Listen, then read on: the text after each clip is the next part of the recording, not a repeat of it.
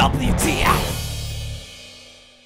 Hello, you set of bastards. I am Ross Twiddle from Cultaholic.com. You are a sexual wank pheasant, and welcome to all the WTF moments from last night's WWE SmackDown Live that I thought personally was a very good SmackDown Live. Not quite as good as the previous 2 weeks worth of SmackDown Live, but very good all the same. Eh? Huh? What?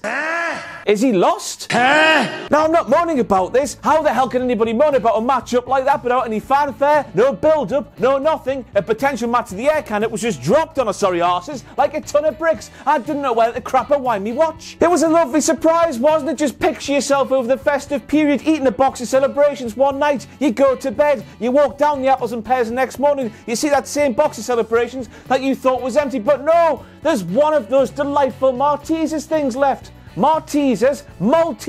That's how excited I am about that matchup there. That matchup there is that rogue Malteser thing. A lovely surprise. Made a grave mistake, Corey. There he was, quiff-quaffed like a duck's arsehole, spouting all kinds of love letters towards Daniel Bryan. I can't have been the only one thinking to myself, but Corey Graves, you are fickle. Fickle.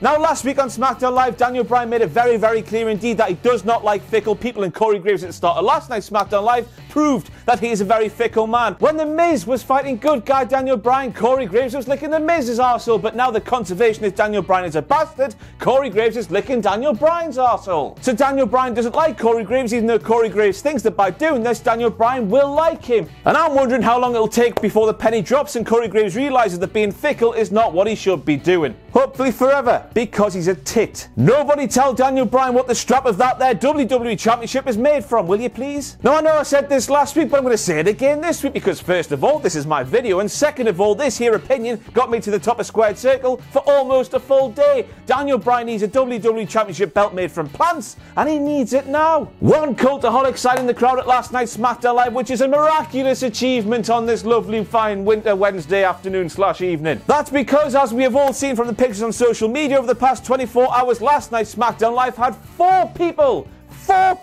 in the entire arena. That means that 1/4 of every fan in the arena for last night's SmackDown Live had a cultaholic sign. We've gone global. And next up we have Daniel Bryan claiming that we're not the sheep that he called us last week on SmackDown Live because, and I quote, there's no carbon hoof print. So instead, Daniel Bryan calls us parasites because first of all, Daniel Bryan must believe that parasites have feet, and second of all, Daniel Bryan clearly believes that parasites use up the world's resources. Surely, if he's going down this route of calling us horrible names, bastard conservationist Daniel Bryan can only think, and I don't want to say this word, but I'm going to anyway. Surely bastard conservationist Daniel Bryan can only think we are humans. I know, it's shocking, and this video will be demonetized because of what I've just said there, but surely, if Daniel Bryan is going to call us things that waste up the world's resources, we can only be humans, can't we? And next up we have Daniel Bryan claiming that he debates with his good pal William Gaddis all the time. For those of you at home who don't know, William Gaddis is a novelist who died in 1998. And I know you're all saying, but Ross, that's a WTF moment because Daniel Bryan didn't know that William Gaddis is dead. But let me tell you, Daniel Bryan knows fine well that William Gaddis died in 1998, but he banked on you not knowing, therefore sending a joke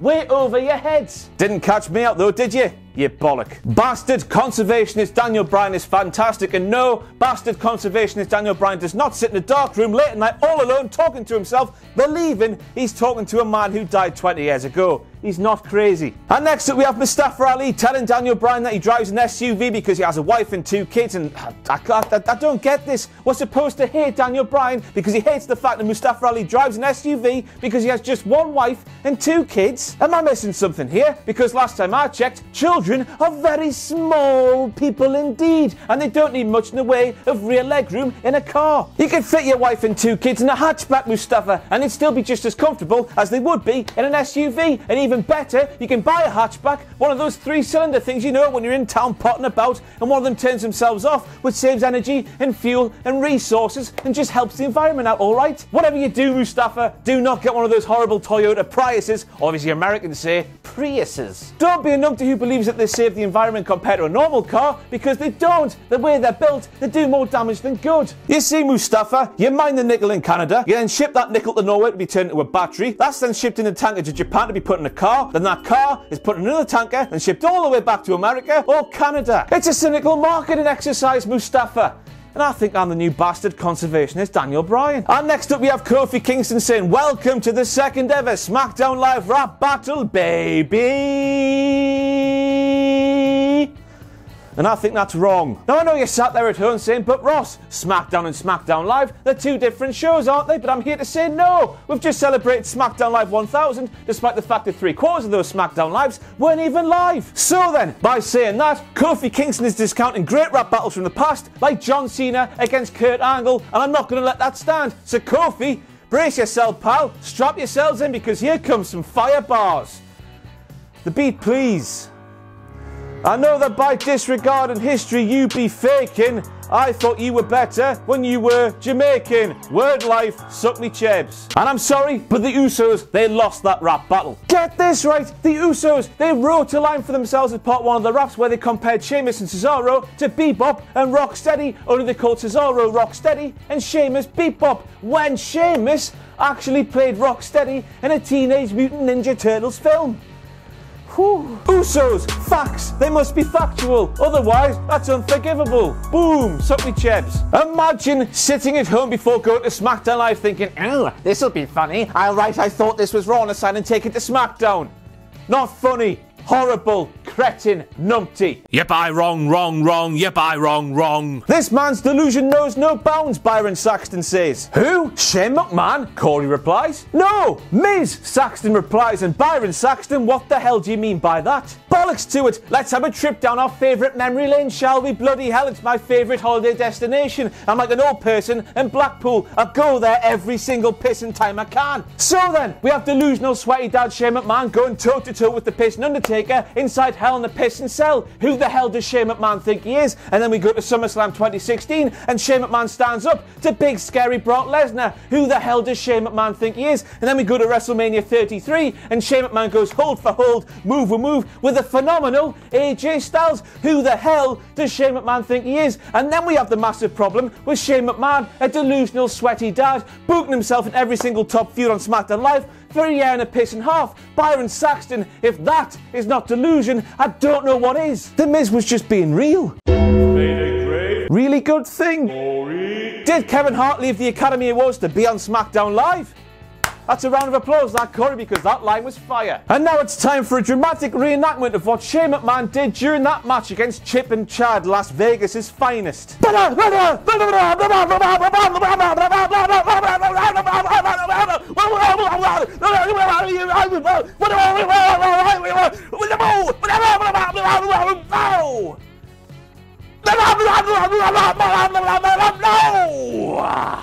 And I'm not going to reenact that DDT he did, because that DDT was the worst in the world ever. If looks could kill, then Shane McMahon would be a murderer. The best murderer in the world, but a murderer all the same. Why the hell was that creator superstar stood up while he was tapping out to move like a triangle, which is supposed to have you on the brink of passing out? What are you doing, man? You should be laid out on the mat like a cow in the deep rainforest in the vice grip of a really sweaty snake. What the hell are you doing? What a numpty, yeah. In fact, no, I've changed my mind. What a great man. He's been taking the piss out of Shane McMahon and making Shane McMahon look like a crappy wrestler. More of that, please, people who are wrestling Shane McMahon. Bald man, I love you.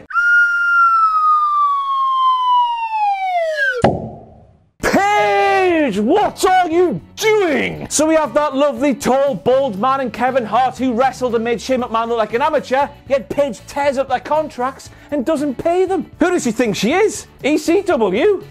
5-star wrestling? Now when Tom Phillips said the following, Randy Orton will have the implements of destruction at his fingertips this Sunday at TLC, I can't have been the only one thinking about Randy's penchant and fondling his viper. If you didn't get that, Randy's cock is an implement of destruction. There's a soundbite for you. Made a grave mistake, Corey. So next up we have Corey Graves calling Samoa Joe a 300-pound man when Samoa Joe weighs in at a very lean 282 pounds. Corey Graves, hang your quiff in shame, you fat shaming prick. So we end this video of all the WTF moments from this week's SmackDown Live with a match that was supposed to happen, but didn't. Naomi versus Mandy Rose, announced ahead of time, but unless I blinked too much, it didn't happen. What happened there? So Naomi, of course, famously involved in a WrestleMania match that was cut from the card while the card was actually happening, and it's happened again. That's the women's evolution for you. So then, children, we have reached the end. Do not do shadow boxing because it's really, really pissing tiring. I now understand why Shane McMahon sweats as much as Shane McMahon does. But then again, when Shane McMahon's standing still, he still perspires like there's no tomorrow, when he should be as fit as a fiddle through all the shadow boxing he does. I just can't work him out. He's a medical anomaly. Bye. Follow me on Twitter at Ross on Wrestling. Pledge to our Patreon page, patreon.com/Cultaholic, and then shadow box your way over to the subscribe button and all of our social media channels. Haha.